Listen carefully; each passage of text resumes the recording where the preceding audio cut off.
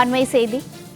சென்னை தியாகராயன் நகரில் மதுபான நிறுவன நிர்வாகி வீட்டில் தற்போது ரெய்டானது நடைபெற்று வருகிறது. கால்ஸ் மதுபான நிறுவன நிர்வாக இயக்குநர் வாசுதேவன் வீட்டில் தற்போது சோதனையானது மேற்கொள்ளப்பட்டு வருகிறது. அண்மை செய்தியை தற்போது நாம் பார்த்துக் கொண்டிருக்கிறோம். மத்திய தொழில் பாதுகாப்பு படை வீரர்களுடன் சோதனை நடத்தி அமலாக்கத்துறை தற்போது ரெய்டானது மேற்கொள்ளப்பட்டு வருகிறது. அண்மை செய்தியை தற்போது நாம் பார்த்துக் கொண்டிருக்கிறோம். கால்ஸ் குழுமத்தின் தலைவர் வாசுதேவன் வீட்டில் தற்போது வருமான வரித்துறை அதிகாரிகள் ரெய்டில் ஈடுபட்டுள்ளனர். சென்னை தியாகராய நகரில் மதுபான நிறுவன நிர்வாகி வீட்டில் தற்போது சோதனையானது தொடர்ந்து மேற்கொள்ளப்பட்டு வருகிறது.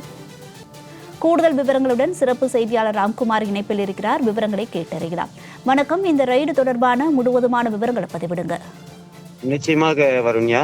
இன்று காலை முதல் தமிழகம் முழுவதும் அமலாக்கத்துறை அதிகாரிகள் சோதனை நடத்தி வருகின்றனர். மின்துறை அமைச்சர் செந்தில் பாலாஜி தொடர்புடைய இடங்களில் அமலாக்கத்துறை சோதனை நடைபெற்று வருகிறது.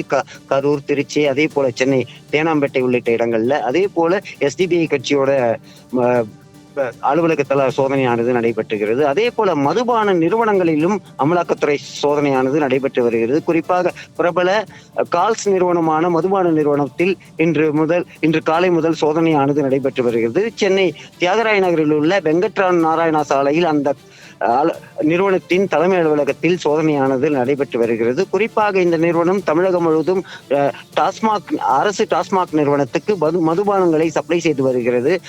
இந்த சப்ளை செய்வதில் பல்வேறு முறைகேடுகள் ஏற்பட்டதாக வந்த புகாரின் அடிப்படையில் தற்போது சோதனையானது நடைபெற்று வருகிறது. 20க்கும் மேற்பட்ட அமலாக்கத்துறை அதிகாரிகள் 5 வாகனங்களில் வந்து தற்போது சோதனை நடைபெற்று வருகிறது. குறிப்பாக கடந்த ஆண்டு அரசு டாஸ்மாக் நிறுவனத்துக்கு சப்ளை செய்ததில் முறைகேடு ஏற்பட்டதாக வந்த தகவலின் அடிப்படையில் பல்வேறு முக்கிய ஆவணங்களை அமலாக்கத்துறை அதிகாரிகள் சோதனையில் ஈடுபட்டு வருகிறார்கள். வருண்யா. ராம்குமார், விவரங்களுக்கு நன்றி.